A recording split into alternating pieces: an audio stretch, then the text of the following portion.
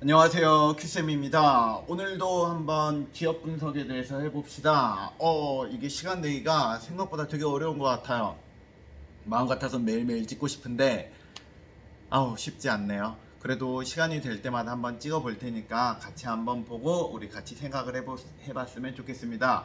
오늘은 1학년 기업 속에 있었던 거를 여러분들과 한번 공유를 해보려고 해요. 오늘 이야기 주제는 한국 산업과 탄소 중립이라는 거고요. 오늘의 주제되는 기업은 바로 포스코홀딩스입니다. 여러분, 포스코홀딩스 뭐 하는 기업인지 혹시 아시나요?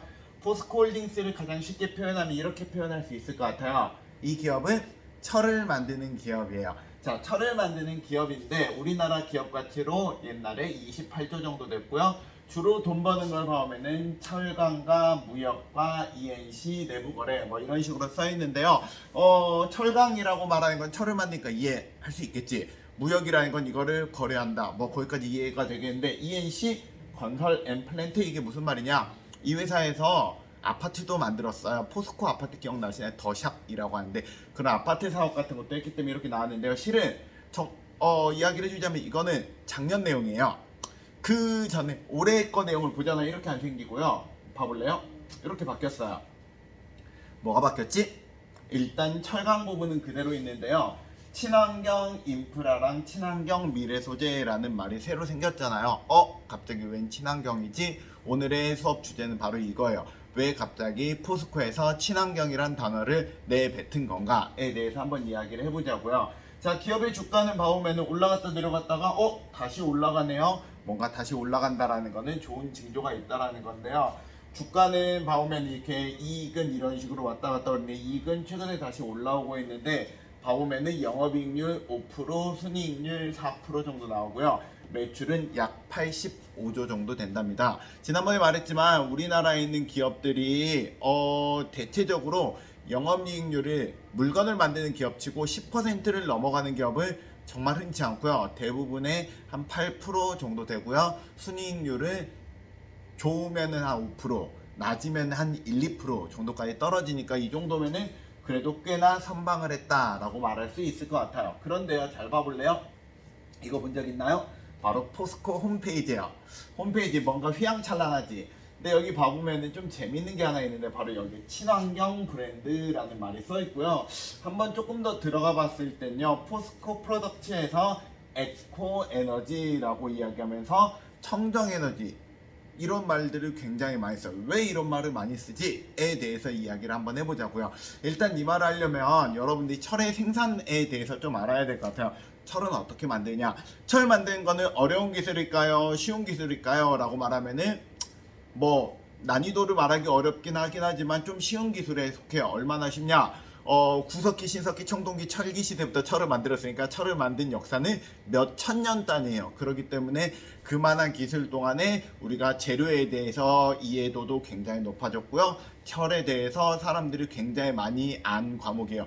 제가 기술에 대해서 공부하면서 재료에 대해서도 공부를 하는데요. 철에 대해서는 정말 굉장히 자세하게 공부를 하게 돼요. 그래서 FEC 선도라고 해가지고 철과 탄소랑 온도랑 식히는 속도에 따라서 철을 굉장히 다양하게 분류도 해가지고 철을 어떻게 만든다는 걸 배울 만큼 철은 굉장히 연구가 많이 됐거든. 그럴 때 철은 어떻게 만드냐라고 하면 철 만드는 방법은 굉장히 간단해요. 철광석에다가 석회석이랑 코크스라는 거를 세 개를 때려 박아요. 고로라고 말하는 용광로 안에다. 그 다음에 열풍을 이렇게 불어 넣어 주거든. 열풍을 넣어주면 코크스라고 말하는 게 이 석탄을 동그랗게 만든 거 같은 건데요. 이 석탄이 연료가 돼가지고 열을 만들어내고요. 거기에서 탄소가 배출이 되고요. 석회석이라고 말하는 게 이 철광석 안에 있는 여러 가지 나쁜이라 말하면 좀 그렇고 이 안에 있는 불순물들을 다 가지고 아래로 떨어져줘요. 그래가지고 아래로 떨어진 거는 슬러지라고 말하는 쓰레기들이 나오고요. 그 옆쪽으로 해가지고 철이 우리가 나오게 되는 구조거든요. 여기에서 중요한 건 코크스라는 걸 쓴다는 거예요. 코크스라고 말하는 거는 석탄을 쓴다라는 거는 탄소가 배출이 된다라고 생각을 하면 되는데요. 우리나라가 전 세계에서 얼마나 탄소를 배출하느냐라고 이야기하면 놀랍게도 1등부터 7등 사이에는 우리나라는 없어요. 전 세계에서 탄소 배출량 1위는 누가 뭐라 해도 차이나입니다. 전 세계 약 30%를 배출해요. 어마어마하지. 근데 우리나라도 욕을 할 수는 없어요. 왜냐면 우리나라가 여기에서 안 보인다 끝이 아니야. 우리나라는 9등이에요. 자, 우리나라가 9등이라는 걸 여러분들이 자랑스러워할지 아니면 부끄러워할지 잘 모르겠지만 9등이라는 수치는 굉장히 높은 수치는 확실해요. 왜냐하면 이 위로 이 아래로 우리나라보다 작은 나라는 아예 없거든. 우리나라는 전 세계 크기로 따지면 우리나라는 50위는 훌쩍 넘어가고 거의 100위권 근처인데요. 탄소 배출은 9위이다. 이건 굉장히 많이 쓴다라는 거지. 그럼 왜 이렇게 되느냐에 대해서 이야기하면은 제가 예전에 한번 얘기했는데 여러분들 기억이 나실려나 모르겠어요. 전 세계 사람들이 돈 버는 방법은 크게 세 가지 방법이다 이야기했는데 기억나시나요? 전 세계 사람들이 돈 버는 방법은 크게 세 가지예요. 첫 번째, 자원을 팔아서 돈을 벌거나, 두 번째, 서비스를 팔거나, 세 번째, 제품을 팔아요. 보통 자원을 파는 나라 같은 경우에는 땅덩어리가 큰 나라들이 자원을 팔아요. 대표적으로 브라질, 러시아, 캐나다, 호주, 사우디아라비아. 다들 땅덩어리가 크니까 그 큰 땅덩어리 안에서 다양한 자원이 나와서 자원을 팔아넘기는 거야. 두 번째로 서비스를 많이 팔고 싶으면요, 그 나라 안에서 인구가 많아야 돼요. 그래서 무슨 말이냐면은 어떤 특정한 나라가 인구가 많게 되잖아요. 하나의 서비스를 이용할 수 있는 사람들이 많아지고요. 그러면 똑같은 걸 만들더라도 돈이 많이 벌려. 쉽게 생각해봐. 우리나라에서는 영화를 많이 보면은 1000만 관객이라 부르잖아요. 중국에서는 1%만 봐도 1억 관객이에요.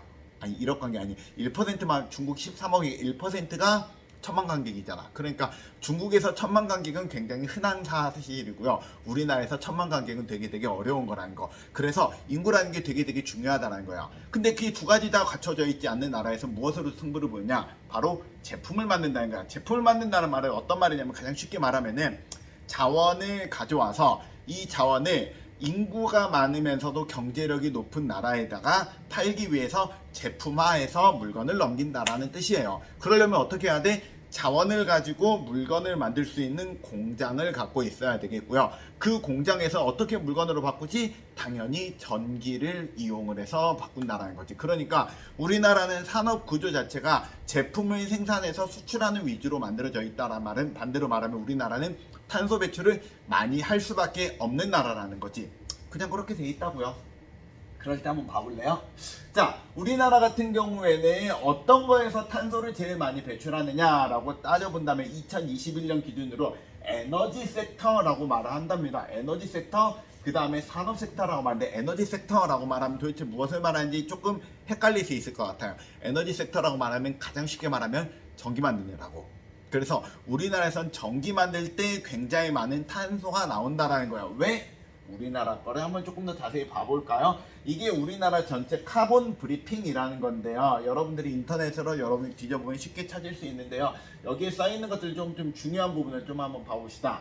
이 위쪽에 나와 있는 건 바로 에너지를 무엇으로 생산하는가, 즉 전기를 무엇으로 만드느냐에 대한 개념인데요. 전기를 무엇으로 만드느냐에 봤을 때 여러분들 어설프게 보이는 게 파란색 쪽이 많죠. 이 파란색 쪽이, 파란색이니까 여러분들이 좋은 거다 생각하기 쉬운데요. 아니에요. 이거 파란색이 나쁜 쪽이, 이 파란색이 써있는 거를 조금 이따 크게 보여주겠지만 오일, 코일, 가스, 그러니까 석유, 석탄, 가스를 뜻하는 거예요. 그러니까 이게 우리나라는 퍼센테이지가 높다라는, 반대로 말 우리나라에 있는 대부분의 전기는 얘네들로 많이 만든다는 뜻이겠지.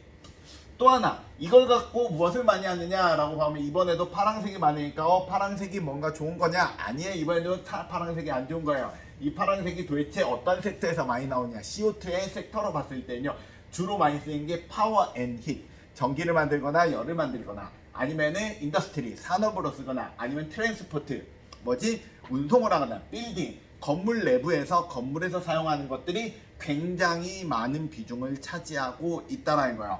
다른 걸로 한번 봐볼까요?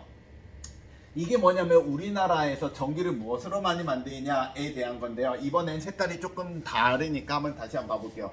우리나라에서 주로 전기를 만드는 거는 제일 큰 부분이 이게 코일, 즉 석탄으로 많이 만들어요. 그래서 우리나라의 전기 생산의 대부분은 석탄 화력 발전소고요. 두 번째가 이 부분이 먼저 보이시나요? 가스이고요. 그 다음에 여기가 바로 누클리어, 원자력 발전이에요. 그러니까 우리나라 이 세 가지의 비중이 굉장히 크다는 거지.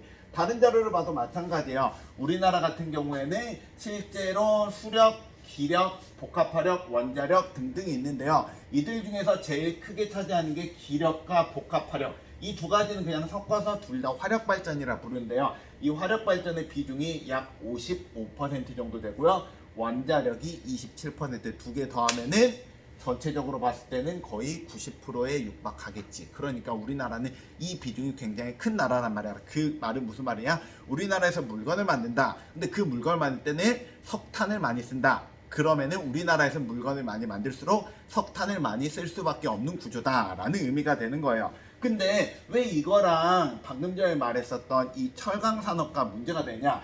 우리나라에서 주로 무엇을 많이 만드냐라고 이야기해보자면요. 우리나라의 주력 생산품 하면 여러분들이 오해하기 쉬운 게 우리나라의 주력 생산품 하면 반도체 아니야? 물론 반도체가 맞긴 한데요.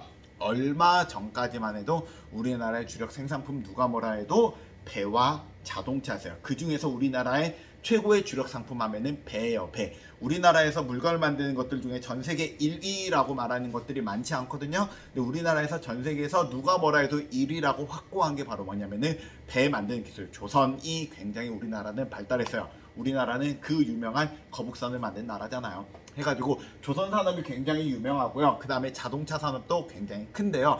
문제는 뭐냐면은 배는 뭘로 만들지? 배는 철로 만들지. 그 다음에 자동차는 뭘로 만들지? 자동차는 철로 만들지. 거기에다가 건물은 뭘로 만들지? 건물을 만들 때는 보통 두 가지가 들어가지. 철근과 콘크리트가 들어간대요. 철근에도 철이 들어가죠.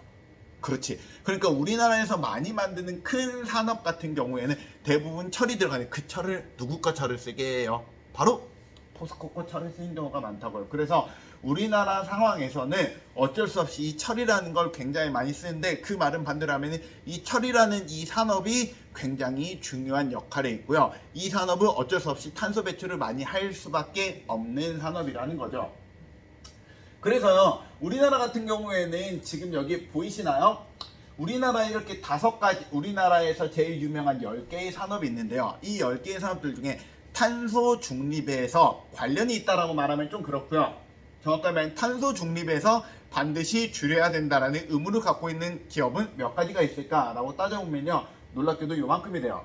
우리나라 1등부터 20등 사이에서 요만큼의 탄소 배출을 반드시 줄여야 된다라고 우리가 얘기가 나오는 거예요. 그냥 물건을 만드는 기업들은 대부분 탄소를 줄여야 돼요. 그럼 여기 써있지 않는 것들은 탄소를 줄이지 않아도 되느냐? 그렇진 않아요. 우리가 탄소를 줄여야 된다는 메시지는요, 우리가 물건을 만드는 기업뿐만 아니라 요새는 IT 기업에서도 굉장히 이런 말이 많이 나와요. 특히 구글이나 마이크로소프트, 애플 같은 경우에서도 그런 말이 많이 나오는데, 왜냐하면 이들 기업들이 데이터 센터라는 걸 갖고 있거든요.